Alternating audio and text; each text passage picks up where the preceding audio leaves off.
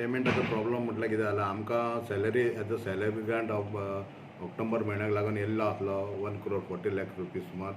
तो आमचे बँक देना bank Indian bank हे मर्जर जाल्ल्या कारणान IFSC कोड चेंज जाल्लो आसलो. तो त्या कारणान हांकां खबर नासल्या कारणान तो चॅक परत रिटर्न गेला आनी ते परत हाडपाक फॉर्मेलिटी करता म्हणसर आमकां टायम गेलो आनी ताका लागून ह्या म्हयन्याक पेमेंट लेट जाला. पूण ताका सारको टायमार मेळटलो.